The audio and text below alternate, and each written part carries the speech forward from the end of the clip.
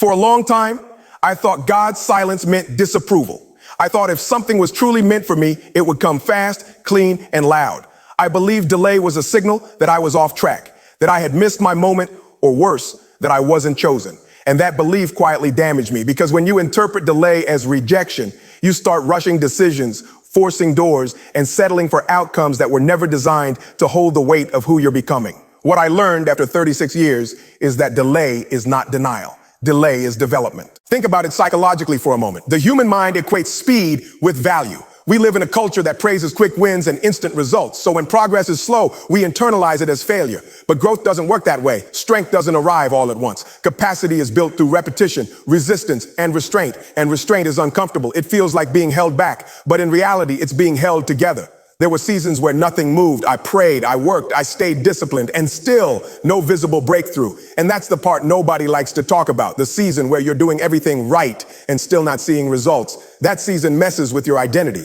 It makes you question your intelligence, your faith, your worth. But looking back now, I understand something clearly. If the breakthrough had arrived earlier, I would have mismanaged it. Not because I was lazy, but because I was unprepared. God wasn't withholding the blessing. He was strengthening the vessel. Philosophically, this is where most people misunderstand purpose. They think purpose is a destination, but purpose is a responsibility, and responsibility requires maturity. You don't hand power to someone who hasn't learned self-control. You don't give influence to someone who still needs validation. You don't release abundance into a mindset that hasn't learned discipline.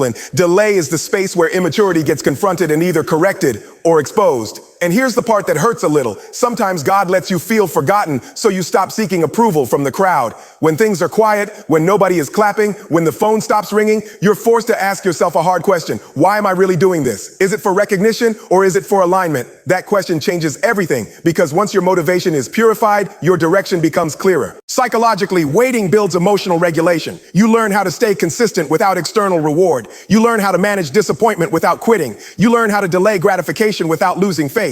And those skills don't look spiritual, but they are, because they shape the kind of person who can stand firm when success finally shows up. Most people want the promise, but they don't want the process. They want the outcome, but they don't want the internal reordering that outcome demands. So when delay comes, they assume something is wrong. But what if delay is proof that something is being done right? What if the waiting period is not a pause, but a preparation?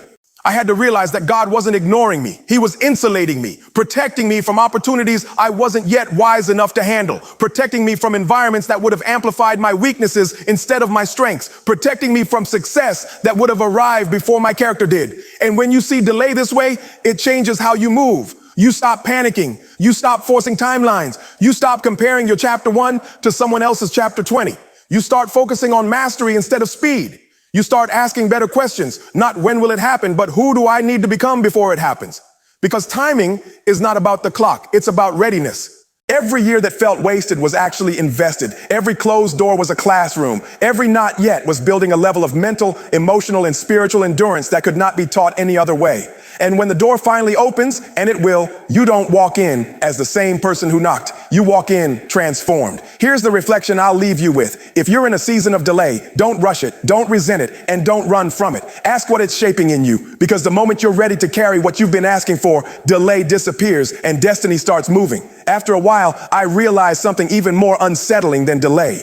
The real frustration wasn't that my circumstances weren't changing. It was that I was being asked to change first. I kept praying for the situation to shift, for the pressure to ease, for the opportunity to arrive. But the work was happening somewhere else. It was happening internally. And that's uncomfortable, because you can't post internal growth. You can't measure it publicly. There's no applause for mindset shifts, emotional discipline, or quiet character development. Psychologically, this is where most people break. We are conditioned to believe that progress is external. New job, new money, new relationship, new title. But transformation doesn't begin on the outside. It begins in the operating system of the mind. If the internal structure remains the same, any external upgrade eventually crashes the system. That's not spirituality. That's logic. I had to confront the truth that my habits, reactions, and beliefs were shaping my reality more than my prayers were. And that was humbling, because it's easier to ask God to change the environment than it is to ask Him to change your patterns. But environments don't sabotage destiny. Unmanaged patterns do. You can escape a situation, but you can't escape yourself. Philosophically, this is where responsibility enters the conversation. Freedom is not the absence of pressure. It's the ability to respond wisely under pressure.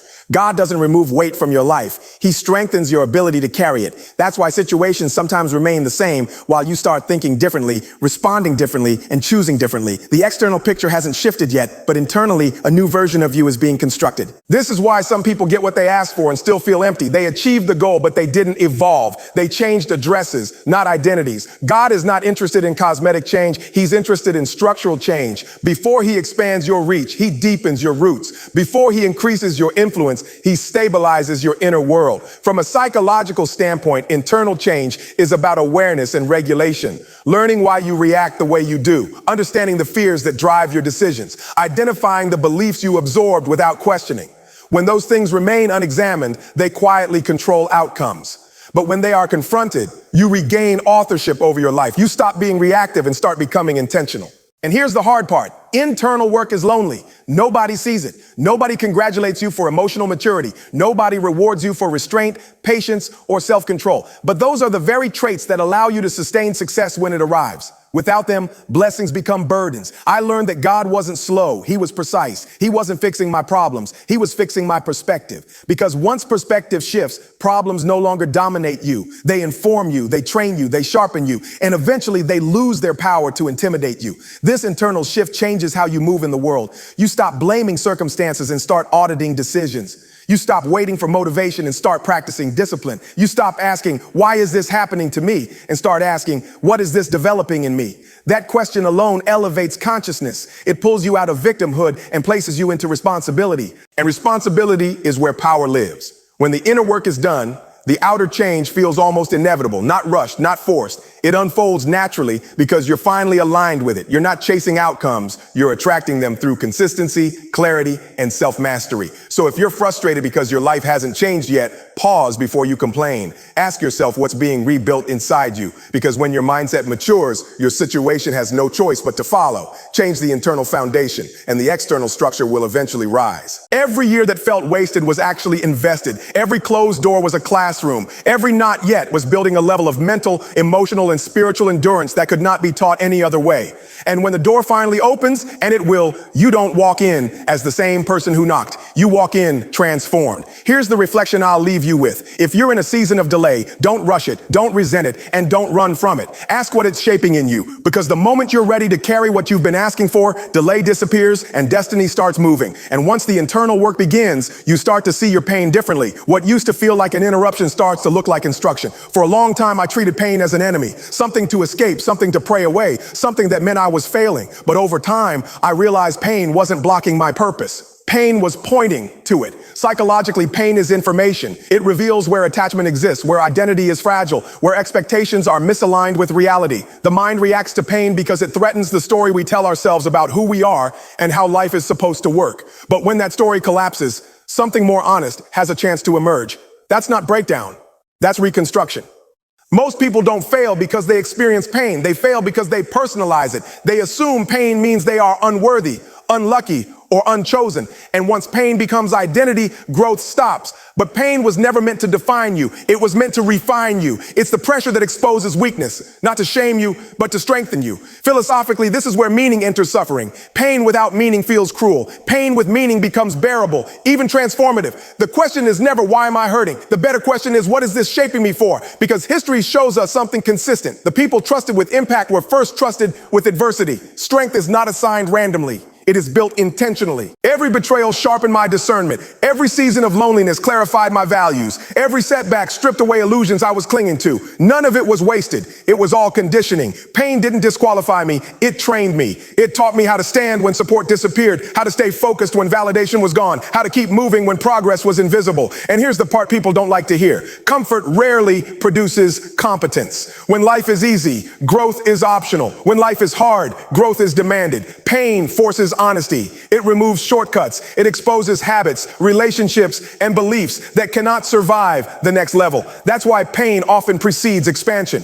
Psychologically, pain increases capacity. It stretches emotional endurance, deepens empathy, and sharpens awareness. Someone who has suffered deeply listens differently, leads differently, decides differently. Pain creates range. Without it, your understanding of life remains narrow. With it, your perspective widens, and so does your impact. This is why your hardest seasons often isolate you. Not because you're being punished, but because you're being refined. Distractions are reduced. Noise is removed. You're left alone with your thoughts, your fears, and your values. And in that quiet space, clarity emerges. You begin to see what matters and what doesn't. Who belongs in your next chapter and who doesn't. I had to stop asking God to remove the pain and start asking him to reveal its purpose. And once that shift happened, pain lost its power to break me. It still hurt, but it didn't control me. I was no longer resisting the process. I was learning from it. Pain is not a sign that something went wrong. It's often a sign that something important is being forged. The same pressure that crushes unprepared minds strengthens disciplined ones. The difference isn't pain, it's perception. So if you're hurting right now, don't rush to escape it. Don't numb it.